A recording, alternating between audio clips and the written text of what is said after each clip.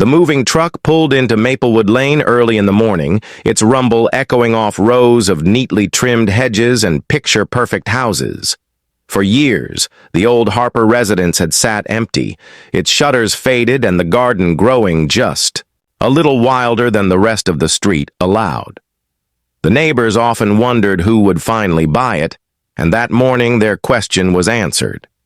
Daniel Harper, a tall man with an easygoing posture, stepped out of his car and stretched as though he had all the time in the world. At first, his arrival drew nothing more than curious glances from behind curtains. Maplewood Lane was the kind of place where everyone noticed everything. Mrs. Patterson across the street leaned on her porch rail, pretending to water her hanging baskets as she watched. The Clarks peeked through their bay window, whispering guesses about the new owner. Some residents smiled, hopeful for a friendly addition to their block. Others, however, had already formed their opinions without a single word exchanged.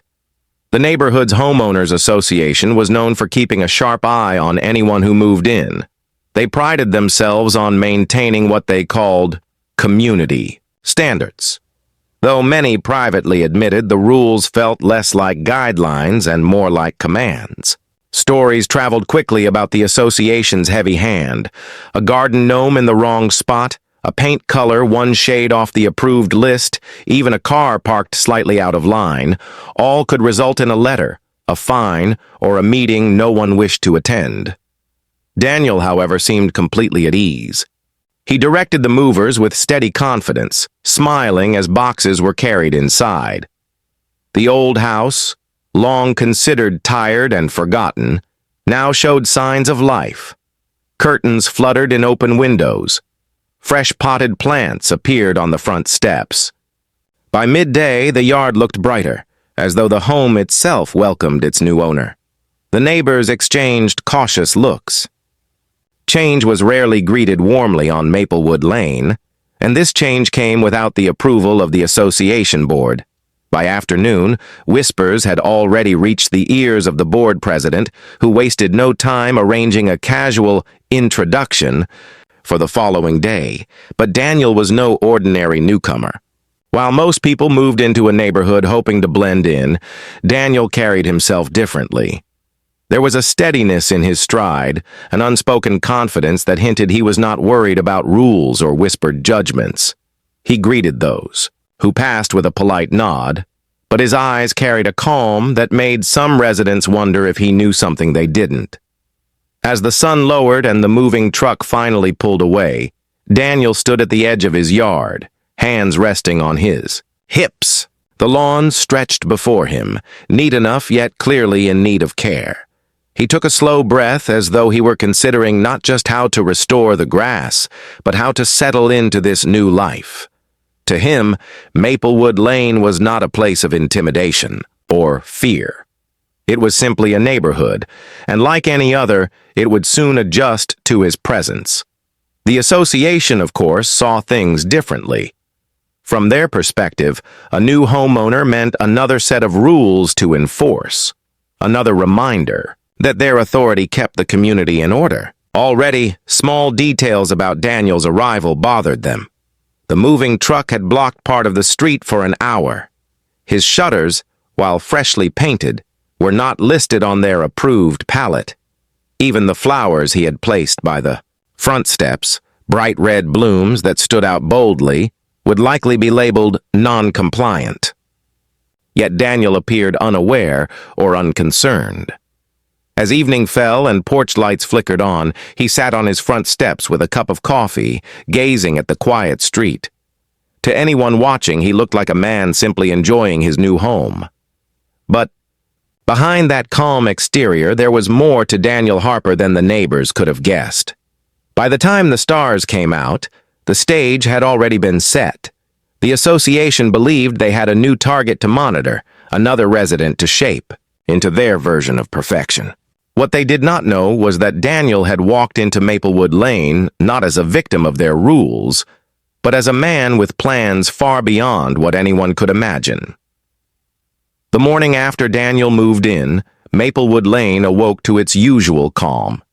Children rode their bikes along the sidewalks, Sprinklers arced across lawns, and the smell of fresh-cut grass drifted in the warm air. To an outsider, it looked like the picture of suburban peace, but within the houses, word had already spread that the new neighbor would soon be introduced to the association's expectations. Daniel had just finished unpacking the last few boxes when he noticed movement outside his window. 3 figures approached his yard with the air of people who belonged everywhere and could not be questioned.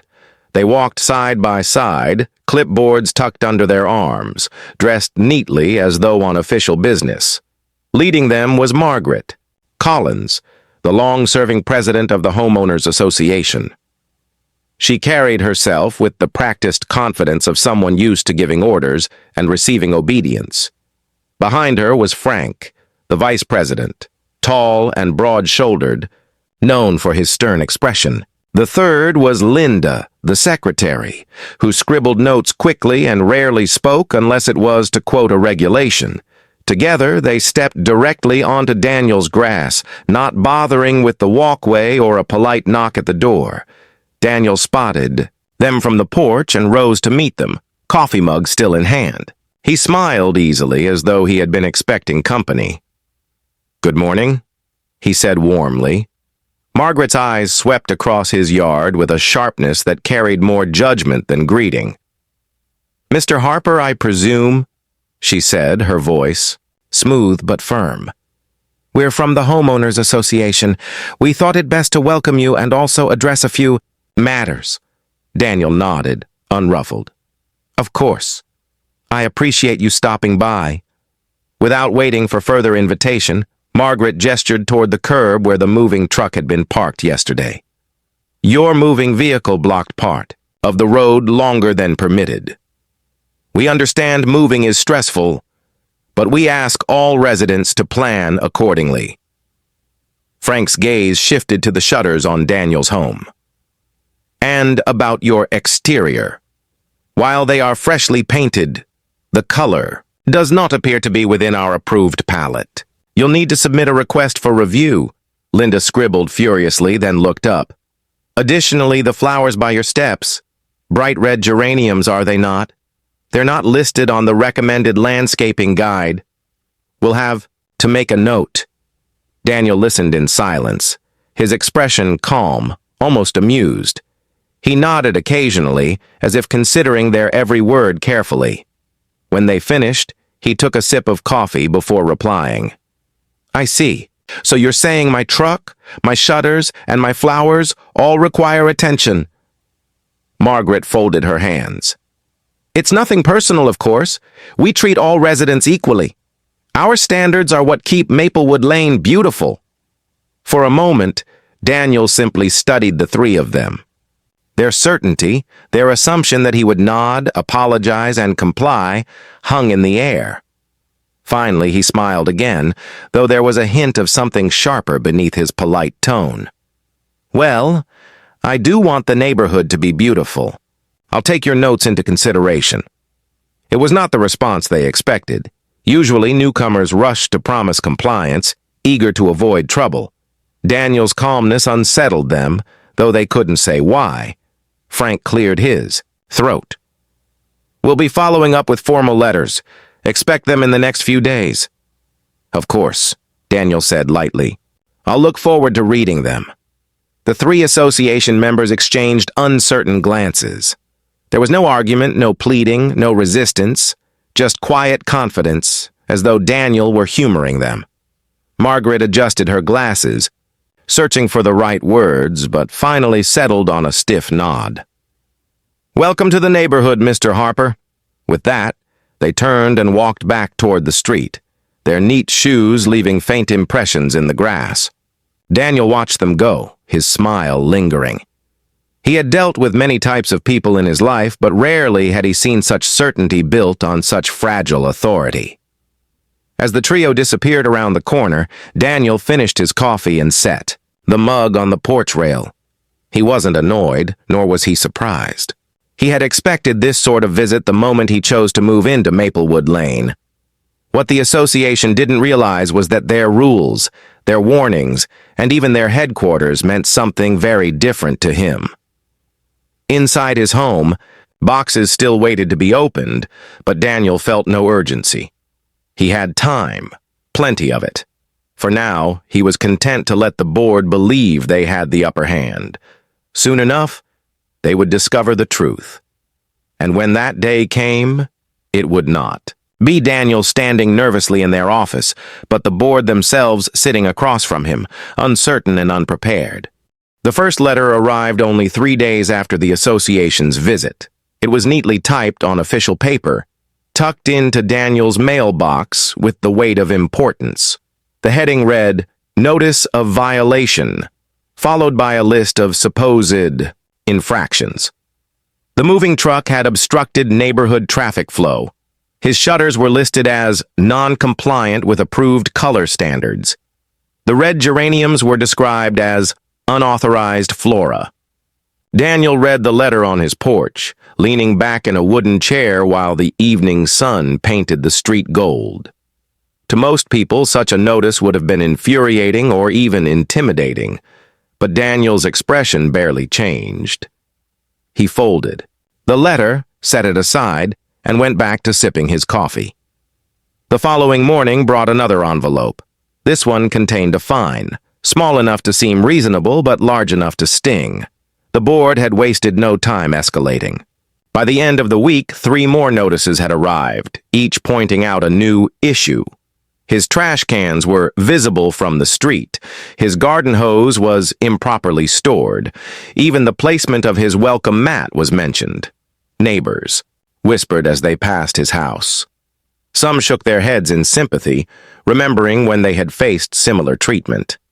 Others watched nervously, afraid that even showing kindness might bring the association's attention their way. The Clarks across the street commented quietly one evening, "That poor man doesn't know what he's in for. They've run people out of here before." But Daniel did not appear troubled. He walked his yard each morning, watering his flowers with unhurried care. He waved to children riding bikes, greeted the mail carrier with a smile, and carried himself with the same calm he had shown from the moment he arrived. His lack of visible concern only fueled curiosity. Why wasn't he rattled? Why didn't he fight back or give in? Inside the association headquarters, the board met with growing satisfaction. Margaret sat at the head of the table, reading reports, with a pleased smile. "He hasn't filed any appeals," she said. "That means he's either ready to comply or he'll break under the pressure. Either way, we set the tone." Frank leaned back in his chair. "I've seen this before. New residents always think they can get around us. A few letters, a few fines, and they either shape up or sell their house. It's how we keep this place in order." Linda adjusted her glasses, flipping through her notes. "He's calm, but don't be fooled. They all start calm. Eventually, the pressure works." The board chuckled, confident in their routine. To them, Daniel was no different from the countless others who had been pushed into quiet submission. But Daniel's calmness wasn't ignorance, it was preparation. Each letter that arrived was carefully filed away in a drawer, not discarded in frustration. Each fine was noted, not ignored. He read every word, not with worry, but with quiet calculation. He wasn't resisting because he feared them. He was waiting because he understood timing. One afternoon, as he trimmed the hedges by his front walk, a neighbor named Mrs. Patterson wandered over. She lowered her voice, glancing up and down the street as though the very houses might be listening. "You seem awfully calm, Mr. Harper. Most folks would be upset by now." Daniel smiled politely. "I've learned that rushing to react doesn't always help. Sometimes it's best to let things play out." She frowned, clearly puzzled, then offered a quick nod before hurrying back across the street. His answer only deepened the mystery. By the end of the second week, the pressure had reached its peak. Daniel now had a folder full of notices and fines, more than some residents received in a year. To the board, it was proof their system worked. To Daniel, it was evidence, carefully collected, waiting for the right moment. As the sun dipped below the rooftops one quiet evening, Daniel sat on his porch again, the stack of envelopes beside him. The street was calm, but the tension in the neighborhood was growing. The association believed they were winning. What they didn't know was that the man they were trying to corner was not only prepared for their pressure, he had been expecting it. And soon, their confidence would lead them straight into a revelation none of them could control.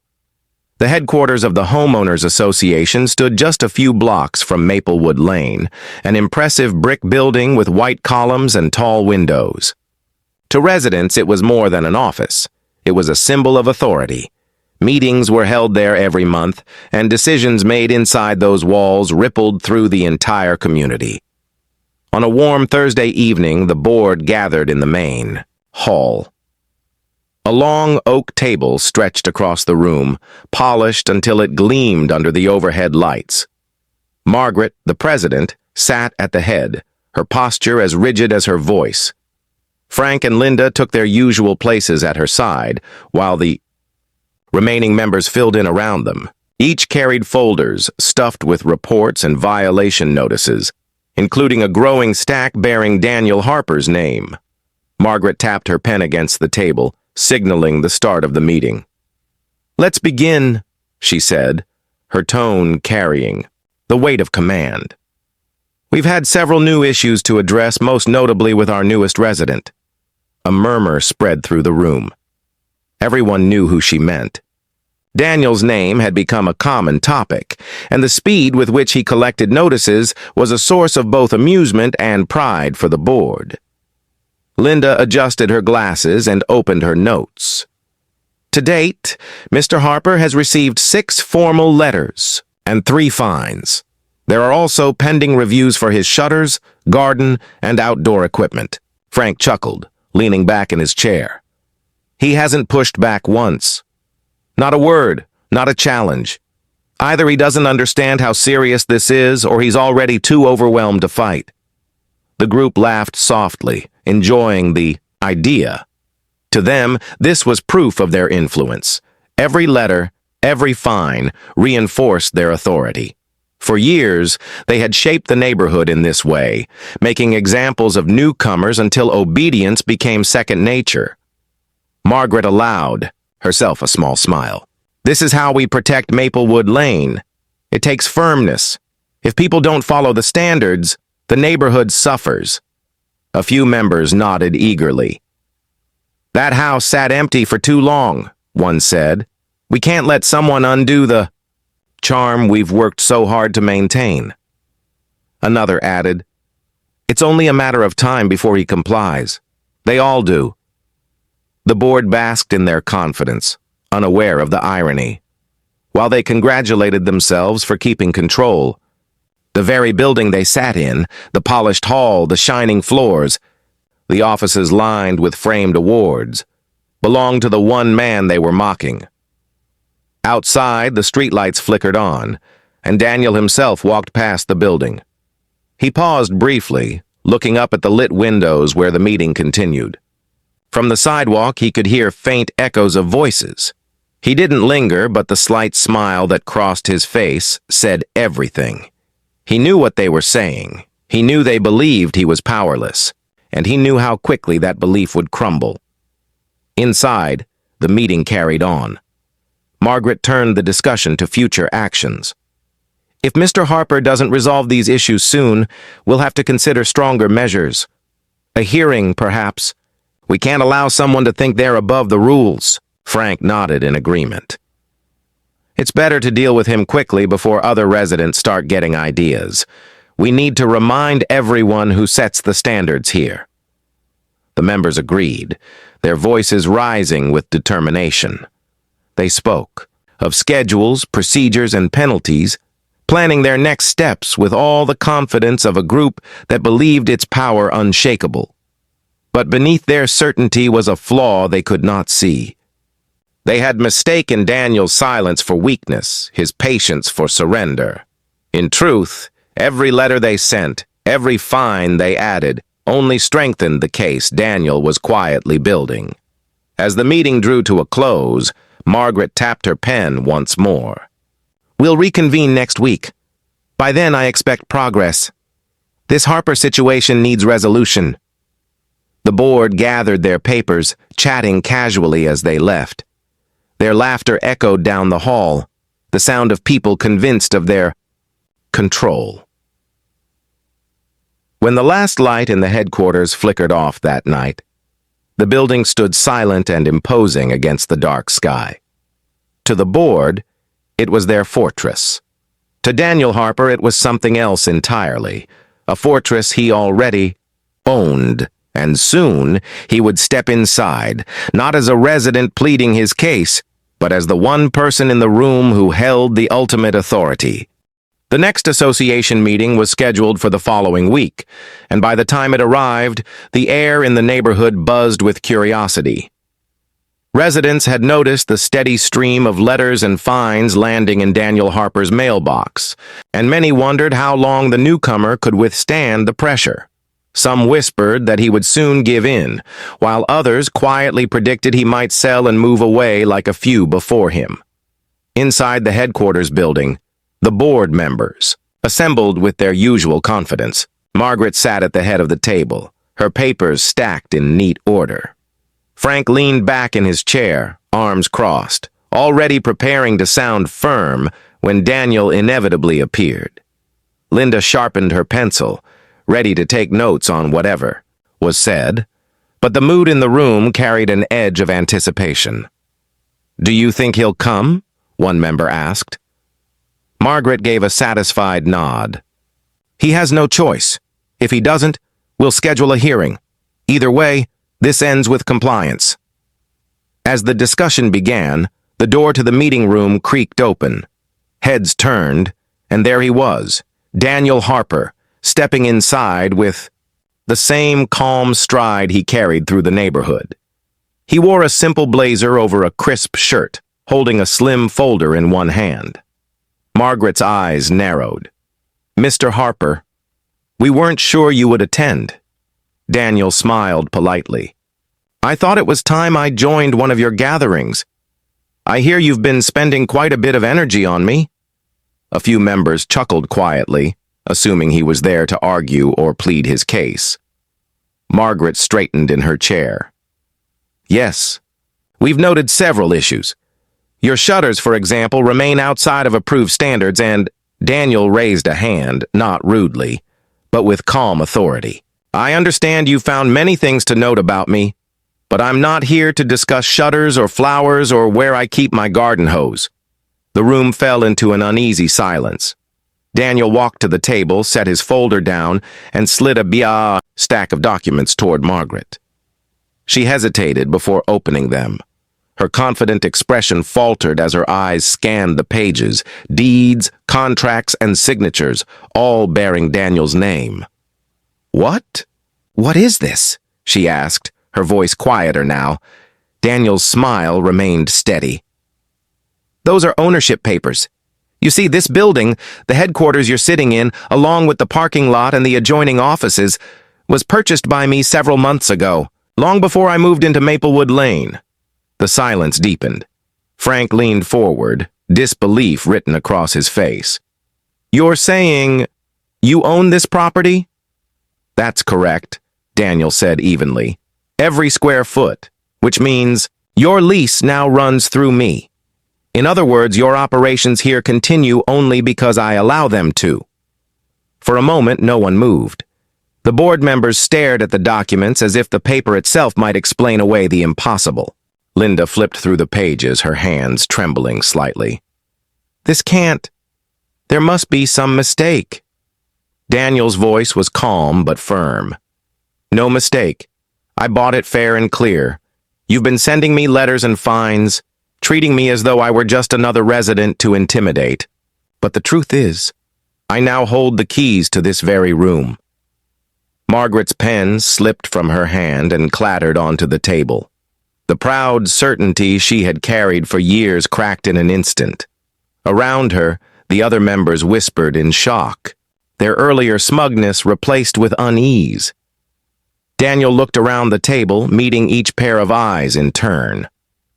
I moved into this neighborhood knowing exactly what kind of reputation this board has. I chose not to react to your letters because I wanted to see how far you'd go. Now I've seen enough. From this point forward, things are going to change. The weight of his words hung in the room like a storm about to break. The board, once so quick to enforce rules, suddenly had none to stand on. Their fortress, their symbol of authority, belonged to the very man they had tried to humble. And for the first time in years, it wasn't the residents who felt powerless. It was the board themselves. For a long moment, the only sound in the headquarters was the rustle of paper as Margaret flipped back and forth through the ownership documents. Her confident smile, so present at the start of the meeting, had completely vanished. The board members leaned closer, their eyes scanning signatures and stamped seals that confirmed what Daniel had said. "This," Margaret began, her voice breaking for the first time in years. "This can't be right. These papers must be outdated. The association has always leased this property from the Fairmont Group." Daniel remained standing, calm as ever, his hands folded behind his back. "You're correct. You did lease it from them, until I bought it. The Fairmont Group sold the building and surrounding offices to me 6 months ago. Since then, all lease agreements have been processed under my company." Frank snatched the papers from Margaret's hands, his broad frame leaning forward over the table. He scanned the pages, his jaw tightening with every line. Finally, he looked up, his voice sharp. "You can't expect us to believe this without verification." Daniel gave a small nod. "Verification is always wise. I encourage you to call your legal representative or even the county records office. You'll find my name attached to this building now, not Fairmont's." The room fell into a heavy silence. Linda clutched her pen tightly, scribbling half-formed notes, though her usual composure was gone. She muttered almost to herself, "If this is true, then everything we do here depends on him." Margaret bristled, forcing her voice into steadiness. "Even if you do own the property, Mr. Harper, the association itself is independent. We govern this neighborhood through our charter and bylaws. Your ownership doesn't give you authority over our rules." Daniel's expression softened, as though he were speaking to children who didn't yet understand the situation. "I'm not here to argue your bylaws. What I am saying is simple. This building, your headquarters, your meeting space, the symbol of your authority, belongs to me, which means if I choose, I can terminate your lease. Without this building, you'll be left without a home base, without offices, without the very place you gather to make your decisions." The implications struck like thunder. The oak table, the framed awards on the walls, even the row of leather chairs. They had all sat with pride inside this space, never once imagining it could be pulled from beneath them. Now, in a matter of minutes, their fortress felt fragile. Frank leaned back slowly, his usual sternness muted. He looked at Margaret, waiting for her to speak, but for once, she had no sharp reply ready. Daniel stepped closer to the table, his calm voice filling the room. "I've let things play out these last 2 weeks to see how you operate. I filed every notice you sent me, every fine, every rule you claimed I'd broken. I wanted to understand how you treat your neighbors, and now I do." Linda looked up from her notes, her voice quiet. What are you going to do?" Daniel paused, letting the question hang before answering. "That depends on how you choose to act moving forward. I didn't come here to make enemies. I came here to live in a peaceful neighborhood. But if this association believes it can intimidate residents, then things must change." The board exchanged uncertain glances. For years they had spoken with authority, convinced their word was final. Now, confronted with someone who held the ground beneath them, they sat in silence, unable to summon the certainty that once came so easily. Margaret finally pushed back her chair and stood, though her movements lacked their usual confidence. "We'll review this information," she said stiffly. We'll speak with our attorney. Daniel gave a polite nod. By all means. In the meantime, remember that the decisions you make from this table are no longer insulated by your position. You answer not only to your bylaws, but also to the owner of this building. And that owner is me. He gathered his folder, slipped the papers back inside, and walked toward the door with the same calm stride he had entered with. The board members sat frozen, the weight of his words pressing heavily against them. When the door closed behind him, the room erupted in whispers. Some questioned if it could really be true. Others wondered what it meant for the future of the association. But one truth was undeniable. For the first time, their power had been challenged by someone they could not simply fine into silence. The silence that followed Daniel's departure was unlike anything the headquarters had ever known. It wasn't the silence of order or control. It was the silence of fear, of uncertainty, of a board realizing their authority had limits they never imagined. The board reconvened 2 days later, though the mood in the headquarters was nothing like before. Gone were the smug smiles and confident tones. The long oak table, once a place where rules were drafted with certainty, now felt like a courtroom, awaiting judgment. Margaret shuffled her notes without speaking, her eyes darting toward the door as though expecting Daniel to appear at any moment. Frank sat with his arms crossed, but his usual air of dominance had weakened. Linda tapped her pen nervously, unable to look anyone in the eye. The remaining members whispered among themselves, their voices hushed and uncertain. When the door finally opened, Daniel entered, not with haste or force, but with the same calm presence that had unsettled them all a week earlier. He carried no heavy folder this time, just a small notebook in his hand. He greeted them politely, his voice steady.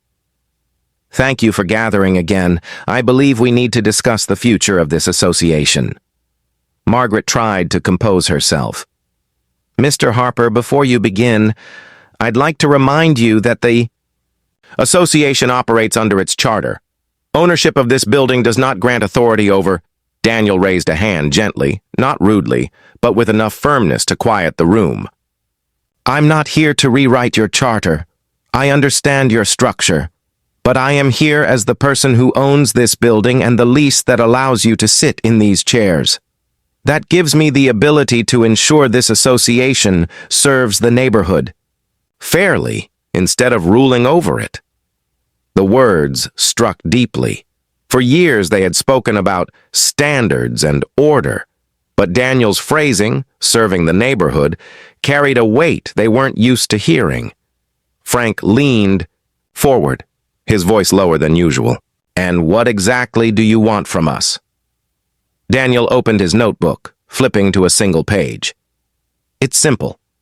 First, no more unnecessary fines for minor issues. Families should not live in fear of notices appearing in their mailboxes. Second, all new rules must be reviewed with transparency, not pushed through quietly. And third, residents should be treated with respect, not suspicion." Linda frowned, speaking before she realized it. That would mean changing how we've operated for years." Daniel nodded. "Exactly. Change is necessary. You've built an environment where neighbors feel more anxious than welcome.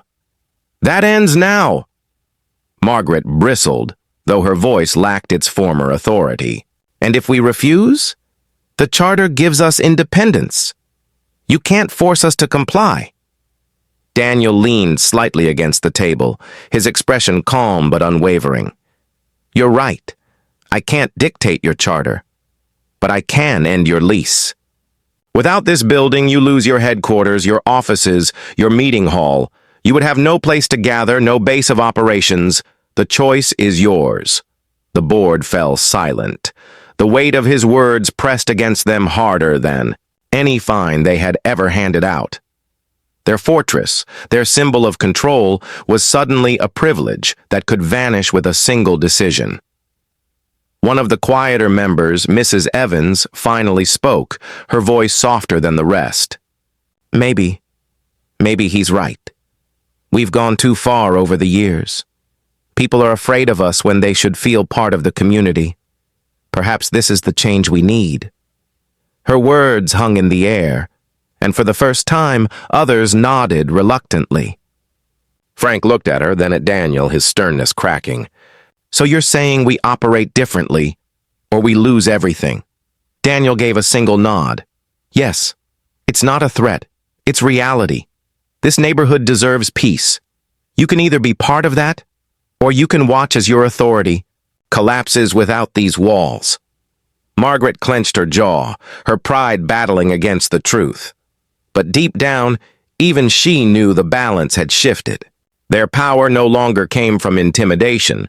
It rested on Daniel's willingness to let them continue. Daniel closed his notebook and straightened. "Think carefully. I'm not your enemy. But I will not allow this association to harm the very people it claims to protect." When he left the room, the silence he left behind was different from the one before. It wasn't disbelief this time. It was the heavy realization that their reign was over. The association had spent years controlling others, but now, for the first time, they were the ones being controlled, and the only way forward was through change. Spring arrived quietly on Maplewood Lane, but this year it carried a different air. For the first time in years, neighbors lingered outside without glancing nervously toward the headquarters on the corner. Lawns still bloomed with flowers, driveways held neatly parked cars, and children played on sidewalks. But the invisible weight that had pressed down on the community had lifted. Daniel Harper noticed it one Saturday morning as he sipped his coffee from the porch. He watched the Miller kids chalking rainbows on the pavement, their laughter ringing freely, while Mrs. Patterson from across the street waved instead of scowling over some imagined offense. Even the Clarks, once quick to whisper, now chatted, openly with passers-by. The neighborhood, he thought, was finally breathing. The board had changed, just as Daniel predicted it would. Margaret still attended meetings, but her sharp tone had softened into something closer to diplomacy. Frank no longer carried himself like an enforcer, but more like a reluctant participant, speaking less and listening more. Linda, once strict, with her lists of minor infractions, had turned her attention to planning events that actually brought neighbors together. And Mrs. Evans, who had spoken up during that pivotal meeting, now acted as the bridge between the board and the residents. So, transformation wasn't immediate, but it was steady. Fewer notices appeared in mailboxes, and the ones that did were written in a respectful tone, offering help rather than punishment. Instead of patrolling for violations, the board began hosting community cleanups, barbecues, and gardening projects. For the first time in years, neighbors smiled at one another without fear of being reported for trivial matters. Daniel, however, never boasted about his role in the change. He didn't walk the street expecting thanks, nor did he remind anyone that the headquarters lease rested in his name. Instead, he remained the calm figure who had moved in quietly and reminded everyone that a neighborhood was meant to be, lived in, not policed. His influence was felt not through words shouted, but through the steadiness of his presence. One evening, the association held a neighborhood gathering on the lawn outside the headquarters. Tables were set with food, lanterns, glowed softly, and laughter carried into the night. Daniel arrived quietly, carrying a tray of fresh bread he had baked earlier that day. As he set it down, Mrs. Evans greeted him warmly. "You know," she said with a smile, "none of this would be happening if you hadn't stepped in. People were too afraid to push back before." Daniel shook his head gently. "All I did was remind the board who they were meant to serve. The rest, that's the neighborhood choosing to live differently." Her smile deepened. "Maybe so, but sometimes it takes one person to hold up a mirror before others see clearly." As the evening continued, Daniel watched groups of neighbors mingle, children weaving between tables, adults sharing stories, laughter replacing tension. He realized the neighborhood had something it hadn't known in years: unity. Later, when the gathering wound down, Margaret approached him. For a moment, Daniel expected her old sharpness, but instead she extended her hand. "You were right," she admitted quietly. "We lost sight of what mattered. This feels better, not just for them, but for us too. Thank you." Daniel accepted her handshake with a nod, his calm eyes steady. It's never too late to start over. As the stars shimmered above, Daniel walked home, the street alive with soft goodbyes and warm laughter. His house, once the subject of whispers, now stood as just another home in a neighborhood where people finally looked out for one another. The board no longer ruled with fear. The residents no longer whispered behind curtains. And though few knew the full truth, that the man who lived quietly in the old Harper house also held the keys to the headquarters, everyone felt the results of his influence. Maplewood Lane had changed, not because of rules, but because one person refused to bend to them, and in that change a better neighborhood was born.